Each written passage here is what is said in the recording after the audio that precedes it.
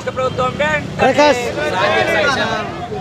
సాంఘిక సంక్షేమ గిరిజన సంక్షేమ శాఖల ఆధ్వర్యంలో దివంగత నేత మాజీ ముఖ్యమంత్రి రాజశేఖర రెడ్డి గారు ఎస్సీ ఎస్టీ విద్యార్థుల అభ్యున్నతి కోసం బెస్ట్ అవైలబుల్ స్కూల్స్ బాస్ను ప్రవేశపెట్టడం జరిగింది.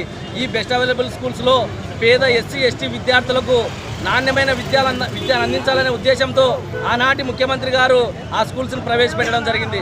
అయితే ఇవాళ ఈ రాష్ట్రంలో 150 కోట్ల నిధులు ఇవాళ పక్కదారి పట్టిపోయి ఆ నిధులను మంజూరు చేయకపోవడంతో ఇవాళ రాష్ట్రంలో ప్రైవేట్ స్కూల్ యాజమాన్యాలు మీ పిల్లలను మీరు వెనక్కి తీసుకెళ్ళిపోండి అని చెప్పేసి చెప్పడంతో మేమంతా విద్యార్థుల తల్లిదండ్రులుగా ఇవాళ కర్నూలు కలెక్టర్ ఆఫీస్ ఎదురుగా ధర్నా కార్యక్రమం నిర్వహించడం జరిగింది.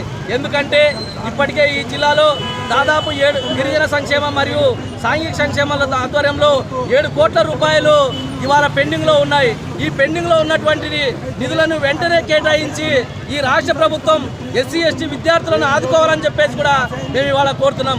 ఎందుకంటే ఇప్పటికైనా జగన్మోహన్ రెడ్డి గారు వాళ్ళ నాన్న ఆశయాలను కొనసాగించాలనే ఉద్దేశంతోనే మేము కోరుతున్నాం. ఎందుకంటే ఇప్పటికే పెండింగ్లో ఉన్న నిధులను మంజూరు చేసి ఎస్సీ ఎస్టీ విద్యార్థులు ఆదుకోవాలని చెప్పేసి కూడా మేము ఇవాళ కోరుకుంటున్నాం. Thank you. శ్రీరాములే